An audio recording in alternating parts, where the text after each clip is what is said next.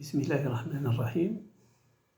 تحية تربوية إلى جميع الأخوات والإخوان المتواجدين في هذه القناة والمتتبعين لها.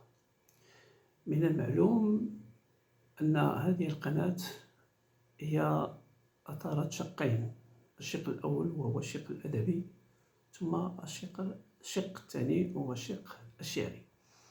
فاليوم ارتأيت أن نبدأ بالشق الأدبي، واخترت لكم أخواتي إخواني أحد الأدباء والكتاب المرموقين في العالم العربي، ألا هو طه حسين، المعروف بلقب عميد الأدباء أو عميد الأدب العربي.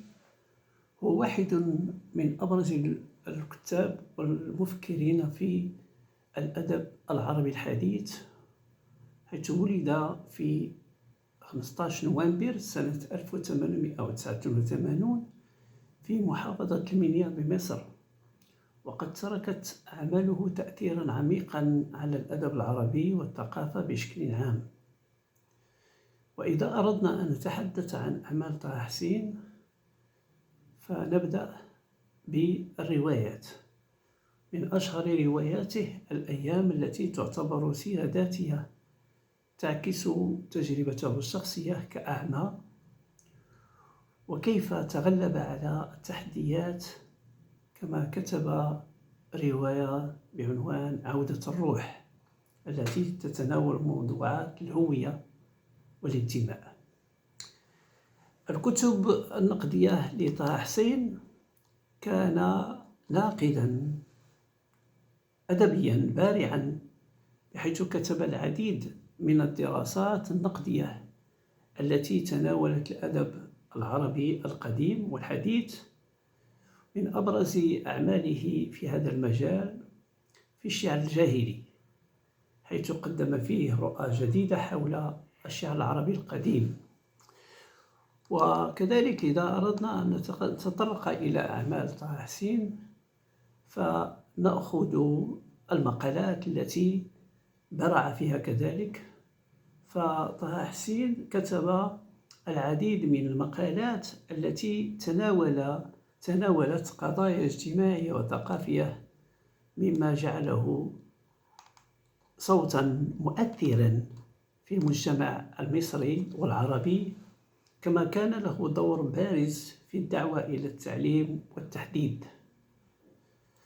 فيما يخص تأثير طه حسين على الأدب العربي، طه حسين ساهم في تطوير الرواية العربية، بحيث أدخل أساليب جديدة في السرد والشخصيات، كما كان له دور في إحياء الأدب العربي الكلاسيكي من خلال دراساته النقدية، مما ساعد على فهم أعمق للأدب العربي القديم.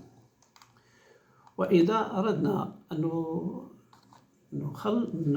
نضع خلاصة لما كان أو لهذا الأديب الكاتب المرموق، فطه حسين ليس مجرد كاتب، بل هو رمز من رموز الفكر العربي الحديث.